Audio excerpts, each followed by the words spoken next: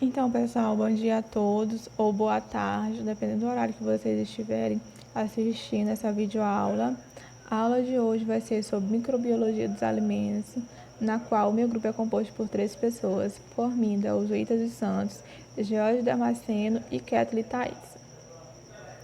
Bem, muitos dos métodos de preservação de alimentos utilizados atualmente provavelmente foram descobertos ao acaso nos séculos passados.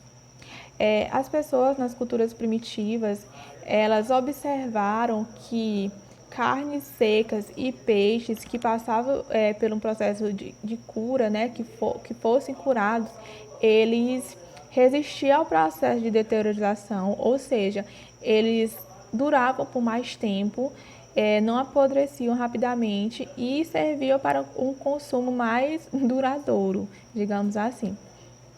Consequentemente, os nômades eles puderam observar que o leite azedo dos animais continuava resistindo à decomposição e ainda assim eles se mantinham palatáveis, ou seja, se mantinham adequados para o consumo, né, para a alimentação.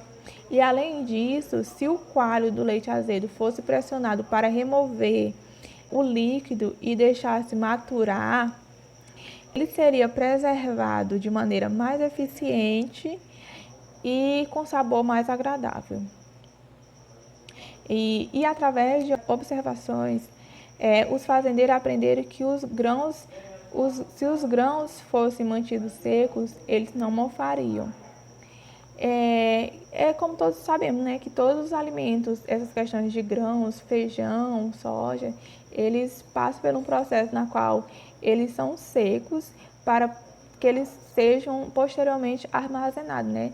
Isso pelo fato de que se forem armazenados de forma, se eles estiverem úmidos, eles vão mofar. Agora falando sobre alimentos e doenças. À medida que mais alimentos são preparados em instalações centrais e amplamente distribuídos, é cada vez mais provável que os alimentos, como os suprimentos de águas municipais, possam ser uma fonte de surto de disseminação de doenças. Como todos nós sabemos, que ela seja uma água potável, ela tem que passar por um processo de descontaminação. Por isso que temos, por exemplo, na nossa região o SAAI, e em outras regiões, né, que venham a ter outros nomes, mas cada cidade que tem abastecimento de água potável, eles têm uma equipe toda especializada para que venham a descontaminar a água para o consumo da população. De contramão, né, algumas cidades não possuem água potável. E, consequentemente, venham, né, a ter algum tipo de doença que é ocasionado pela questão de água não potável. Um exemplo, né, é os Estados Unidos. O que eles fazem para minimizar o potencial de surto de doenças? Eles estabeleceram agências locais cujo papel é inspecionar laticínios e restaurantes. Para a gente, no Brasil, temos a vigilância sanitária, né, que é um órgão especializado nessas questões de estar vistoriando comércios e restaurantes também. Um recente desenvolvimento nesse campo foi a introdução do Sistema de Análise de Perigos e Pontos Críticos de Controle, a APPCC, que é um órgão que se destina a garantir a segurança dos alimentos e também da produção, né, na fazenda até o prato do consumidor. Da introdução do sistema de APPCC, o principal papel das agências governamentais era coletar amostras para identificar alimentos contaminados. Essa amostragem para identificar a contaminação ainda é realizada, mas o sistema APPCC ele foi desenvolvido apenas para prevenir contaminações por meio, né, da identificação dos pontos em que os alimentos apresentam maior probabilidade de serem contaminados por micro-organismos patogênicos. O monitoramento dos pontos de controle pode impedir que os micro-organismos sejam introduzidos ou, se estiverem presentes, interromper a sua proliferação. Por exemplo, o sistema APPCC, ele pode identificar as etapas durante o processo na quais as carnes são mais propensas a serem contaminadas pelos conteúdos intestinais dos animais. E o sistema APPCC, ele também necessitam do monitoramento das temperaturas adequadas, que é para destruir os patógenos durante o processamento, e também de temperaturas adequadas de armazenamento para prevenir a reprodução dos micro-organismos. Não sei se vocês já observaram, mas quando a gente compra alimentos enlatados, outros tipos de alimentos, vem falando a questão de prazos de validade, questões de como armazenar após aberto, para que esse alimento ele possa durar por mais tempo. Vem algumas instruções de questão de temperatura e forma de armazenamento. Então, isso são questões que nos ajudam a manter nosso alimento por mais tempo guardado após serem abertos. Agora falando sobre alimentos enlatados industrialmente. Bem, o desafio na produção de conservas comerciais é a utilização das quantidades adequadas de calor e que são necessárias para destruir os organismos deteriorantes e os micróbios perigosos. Bem, o que acontece é que essa quantidade de calor que deve ser adequada para destruir qualquer tipo de bactéria que venha a ter no alimento, para que não possa ser levada ao prato do consumidor, esses tipos de micróbios, na quais até no livro citam, uma que é bem conhecida, que é a Clostridium botulinum. Ele é um tipo de bactéria que ela pode causar intoxicação alimentar. Por isso que ele fala, que é preciso uma quantidade adequada de calor para não poder comprometer o alimento. Se tiver uma quantidade excessiva de calor, com certeza vai prejudicar o alimento. Consequentemente, esse alimento ele vai ser descartado. E por isso que no livro fala também que essa quantidade de calor ela tem que ser adequada para que o alimento ele possa continuar palatável, ou seja, para que ele possa continuar adequado para ser vendido e, consequentemente, chegar até o nosso prato, até o prato do consumidor. É necessárias muitas pesquisas que são realizadas para determinar o aquecimento mínimo exato que atingirá os dois objetivos, que é não prejudicar o alimento, consequentemente, matar qualquer tipo de bactérias. Agora explicando a imagem, como ocorre o processo de esterilização comercial no enlatamento industrial. Primeiramente, vai acontecer um branqueamento. Esse branqueamento ele vai ocorrer em água quente ou a vapor, no qual vai amolecer o produto para que este preencha facilmente a lata. E este tratamento ele vai servir para quê? Além de deixar o alimento mais fácil para preencher a lata, ele serve também para matar qualquer tipo de bactéria que venha a ter no alimento e destruir as enzimas que podem alterar a cor ou o sabor ou, consequentemente, a textura do alimento. E após isso, após as latas serem preenchidas até o máximo de sua capacidade, deixando o mínimo de espaço vazio, que é para evitar que qualquer tipo, que entre ou qualquer tipo de bactéria venha a entrar dentro dessa lata e estragar o alimento. Após isso, após o alimento estar dentro das latas, elas passam por um processo na qual o vapor é utilizado para esgotar ou expulsar o ar dissolvido. Ou seja, se tiver algum ar dentro dessa lata, nesse terceiro passo, ele vai ser retirado, vai ser esgotado pelos processos de vapor, como está explicando aí. E em quarto, as latas, elas são vedadas. Após tirar qualquer tipo de vapor que estiver dentro, de ar, elas são vedadas. Após isso, as latas, elas são esterilizadas novamente por meio de vapor, pressurizado em uma retorta, que a retorta, como eu já tinha falado, ela é similar a um autoclave. Então, vai passar por esse processo de esterilização e, após isso, as latas são resfriadas por submissão em banho de água ou por pulverização das mesmas com água. E após isso, né, após todo esse processo, as latas são etiquetadas e são estocadas e liberadas para comercialização. Então, se a gente for observar, né, ela passa esse processo de esterilização, é um processo demorado que vai desde quando o alimento ele é colocado dentro das latas, e após isso são passados por outro processo de esterilização, é retirado qualquer tipo de vapor que vinha a ter dentro da lata para evitar que entre bactérias. Então, é todo um processo para que esse alimento possa ser distribuído para comercialização e, consequentemente, né, ser levado até o prato do consumidor.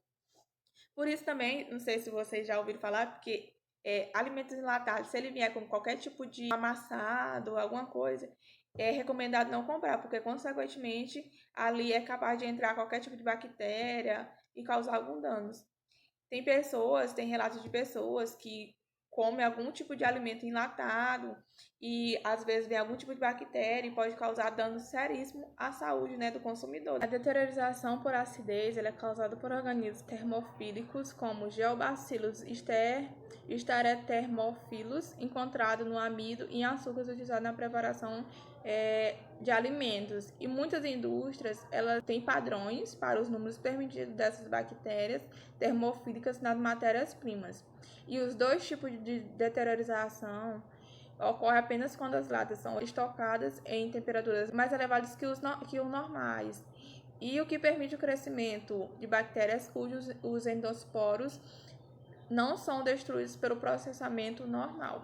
E bactérias mesofílicas, elas podem deteriorar alimentos enlatados se eles não forem processados corretamente ou se as latas apresentarem qualquer tipo de vazamento. E essas falhas no processamento geralmente resultam em deteriorização por bactérias formadoras de endosporos e a presença de bactérias não formadoras de endosporos sugere fortemente que as latas vazaram. E latas com vazamento, com frequência, elas são contaminadas durante o resfriamento e após o seu processamento pelo calor.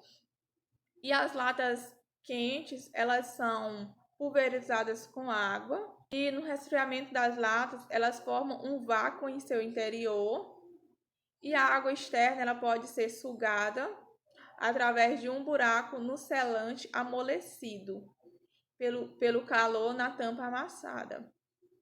Na figura é só mostrando, né, a construção de uma lata metálica, no qual ocorre a formação de uma costura lateral.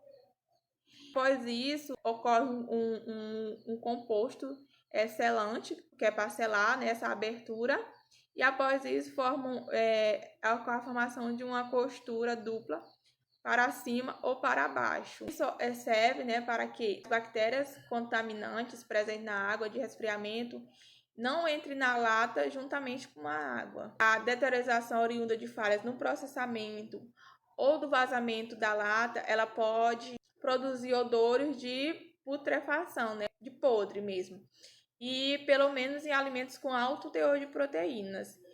E ocorre em temperaturas normais de armazenamento. E nesses tipos de deteriorização, existe sempre a possibilidade de que a bactéria do botulismo esteja presente, né? Da Clostridium botulinum. Alguns alimentos ácidos, como tomates ou conserva de frutas, eles são preservados pelo processamento em temperaturas a 100 graus ou abaixo. E a razão, né, para que esses alimentos ácidos eles sejam preservados, né, em temperaturas de 100 graus ou abaixo, ele acontece por quê? Porque se existir algum organismo deteriorizantes que cresceriam nesses alimentos ácidos, eles são facilmente mortos em temperaturas de 100 graus ou menos. E os micro-organismos, eles são principalmente o quê?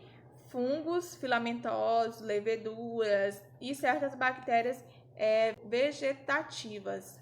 E os problemas que são ocasionais em alimentos ácidos se desenvolvem devido a alguns organismos que são tanto resistentes ao calor quanto ácidos tolerantes. E exemplos de fungo que são resistentes aos calores temos os Bistrochamis fulva, que produz um ascóporo resistente ao calor, e alguns fungos filamentosos, sobretudo espécies de aspergillus, que algumas vezes produzem corpos resistentes ao calor. E a bactéria formadora de esporos, Bacillus coagulantes, é incomum, tendo em vista que é capaz de crescer em um pH de cerca de 4. Empacotamento asséptico. Os pacotes, em geral, são feitos de alguns materiais que não toleram tratamento térmico convencional, como o papel laminado ou o plástico, e a utilização do empacotamento asséptico para a prevenção de alimentos tem aumentado. E os materiais de empacotamento, eles vêm em rolos contínuos, onde eles são colocados em um aparelho que esteriliza o material com a solução de peróxido de hidrogênio quente. E algumas vezes também se acrescenta a luz ultravioleta. Recipientes de metal podem ser esterilizados por vapores superaquecidos ou outros métodos de altas temperaturas. E feixes de elétrons de alta energia eles também podem ser utilizados para esterilizar materiais de empacotamento. Enquanto ainda em um ambiente estéril, o material ele é moldado dentro das embalagens, onde elas são preenchidas com alimentos líquidos que foram convencionalmente esterilizados pelo calor. E a embalagem preenchida não é esterilizada depois que é selada. Radiação e preservação de alimentos industriais. Os raios-x eles foram especificamente recomendados em 1921 como forma de inativar larvas da carne de porco causadoras de triquinelose, onde a radiação ionizante ela inibe a síntese de DNA e, consequentemente, vai prevenir a reprodução de micro-organismos, insetos e plantas. E a radiação ionizante, ela normalmente é o raio-x e os raios gamas. E a diferença delas, né, vai ser a capacidade de penetração. E fontes inativam os organismos alvos e não induzem a radioatividade em alimentos ou no material embalado. E aí, a seguir, nós temos uma tabela onde mostra doses aproximadas de radiação necessárias para destruir vários organismos. E essas doses, elas são medidas em quilogray, onde temos aí a dose de radiação para destruir insetos é de 0,01 a 1, de bactérias não formadoras de endosporos é de 0,5 a 10, de endosporos bacterianos de 10 a 50, de vírus de 10 a 200. E doses baixas de radiação, que é menos de 1 kg, são utilizadas para matar insetos, que é a desinfestação, e inibir o aparecimento de brotos. E também ela pode ser utilizada para retardar o processo de amadurecimento de frutas durante a estocagem. E doses de pasteurização de 1 a 10 kg podem ser usadas em carnes bovinas e aves para eliminar ou reduzir significativamente o número de bactérias patogênicas específicas. Altas doses, maiores de 10 kg, são utilizadas para esterilizar ou, no mínimo, reduzir significativamente a população bacteriana em vários tipos de especiarias. E o uso especializado da radiação tem sido empregado na esterilização de carnes consumidas por astronautas norte-americanos. E algumas unidades de saúde elas também têm utilizado seletivamente a irradiação, né, para esterilizar alimentos ingeridos por pacientes imunocomprometidos. E também vale lembrar que alimentos irradiados não são radioativos. Eles só seriam radioativos se eles fossem expostos à radiação diariamente. Porque muitas pessoas acham que alimentos irradiados, eles são radioativos, mas eles não são. E a FDA, ela permitiu a substituição do termo irradiação por pasteurização, quando a profundidade de penetração da irradiação é um requisito, o método preferencial é a irradiação por raios gamas. Entretanto, esse tipo de tratamento ele vai exigir várias horas de exposição em isolamento atrás de uma parede de proteção, onde aí nós temos na figura, na figura 28.3, um equipamento de radiação por raios gamas.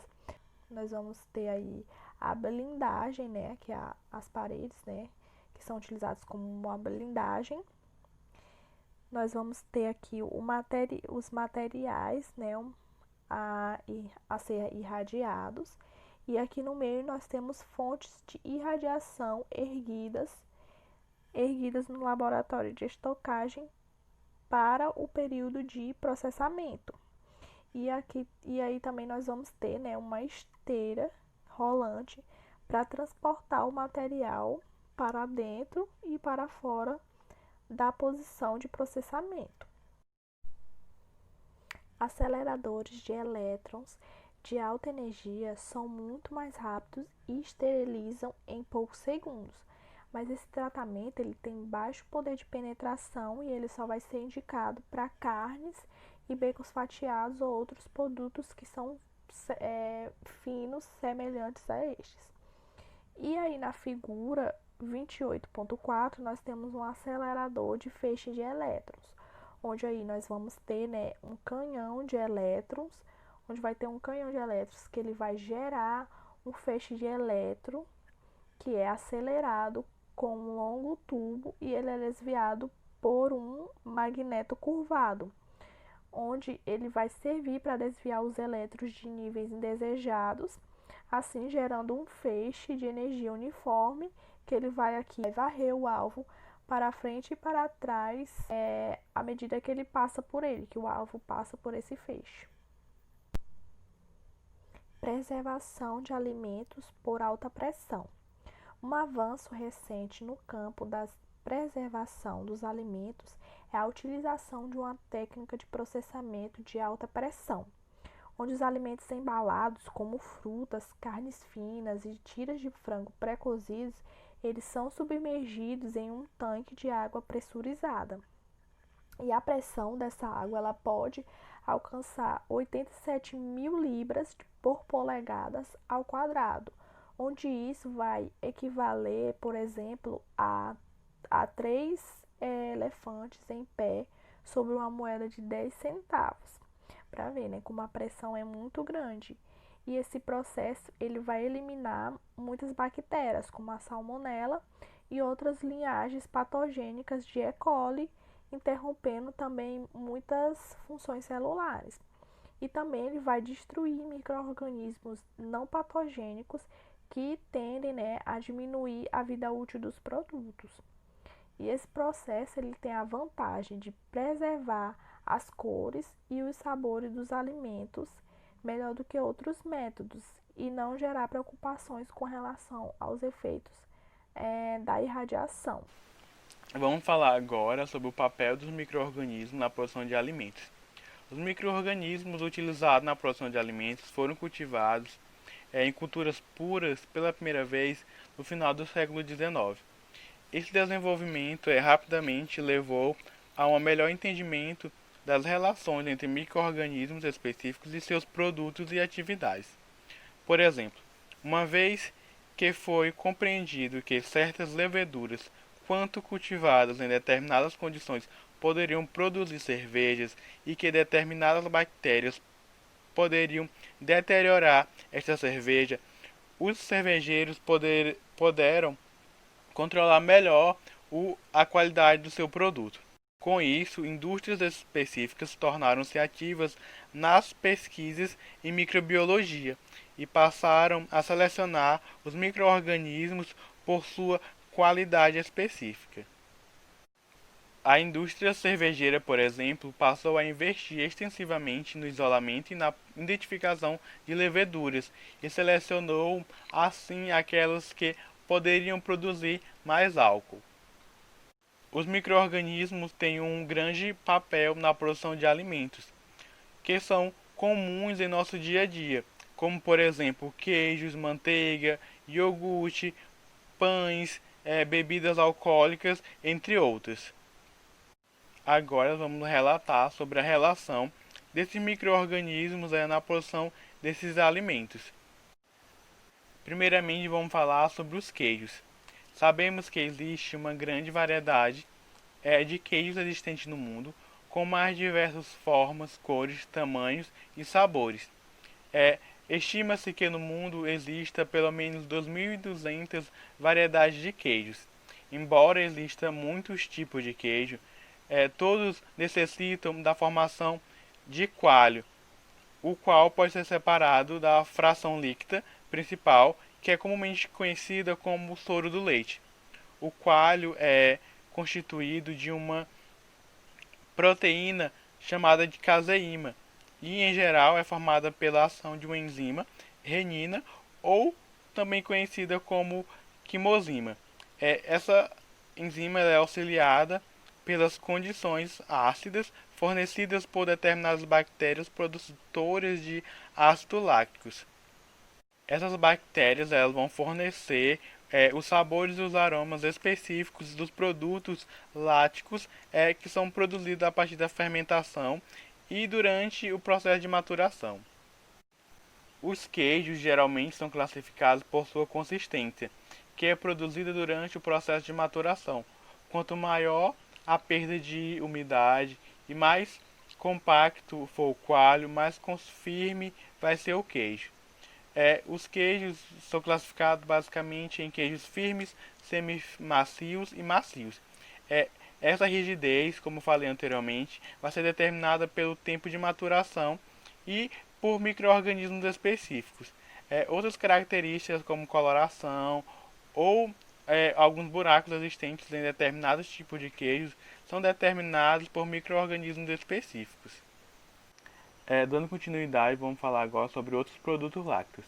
A manteiga é produzida a partir da nata do leite, que essa é batida até que os glóbulos de gordura sejam separados do leitélio líquido. Esse leitélio que sobra após a batida da nata é pobre em gorduras e fica como resíduo da fabricação da manteiga. Em relação ao sabor e o aroma da manteiga, esse é devido ao diacetil, que é uma combinação de duas moléculas de ácido acético, que é um produto metabólico final da fermentação de algumas bactérias lácteas. Agora vamos falar sobre o iogurte. O iogurte comercial é feito de leite, do qual menos de um quarto da água é evaporada por uma panela de vácuo. Em relação à textura do iogurte, que é caracterizada como leite espesso, essa textura é resultado da inoculação com uma cultura mista de Streptococcus thermophilus, que produz ácido, com Lactobacillus delbruci bulgaricus, que contribui com o aroma e o sabor. Durante a fermentação, a temperatura é de 45 graus Celsius por várias horas. Durante esse período, a Streptococcus thermophilus cresce excessivamente, superando a população de Lactobacillus bulgaricus. Por último, nós temos kefir e kumis, que são bebidas à base de leite fermentado, são bem populares na Europa Ocidental. As bactérias produtoras de ácidos láticos são complementadas com leveduras fermentadoras de lactose, que dão a essas bebidas um teor alcoólico de 1 a 2%. Vamos falar agora sobre fermentação não láctea. Historicamente sabemos que a fermentação do leite permitiu que os laticínios fossem armazenados e consumidos muito tempo depois.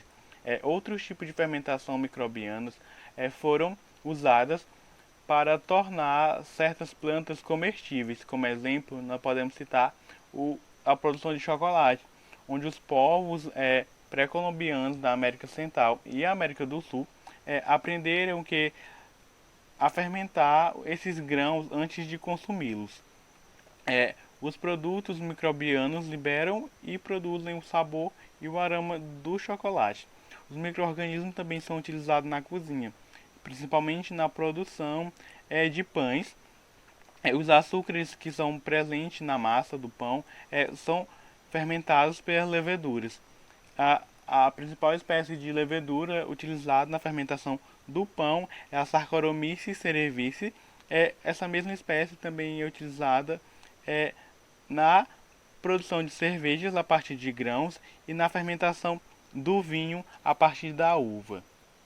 A fermentação também é utilizada na produção de alimentos como chucrutes, picles, azeitonas e mesmo o chocolate e o café, que esses grãos são submetidos a uma parte da fermentação. Agora vamos falar sobre bebidas alcoólicas e vinagre. Os micro-organismos são muito utilizados na produção dos mais diversos tipos de bebidas alcoólicas.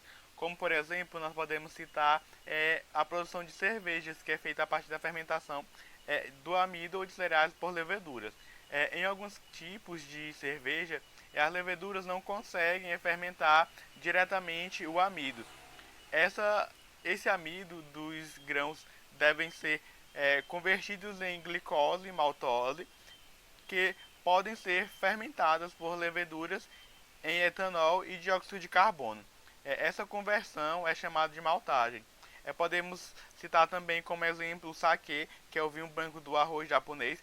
Nesse processo, um fungo é utilizado para transformar o amido do arroz em açúcar para assim ser fermentado.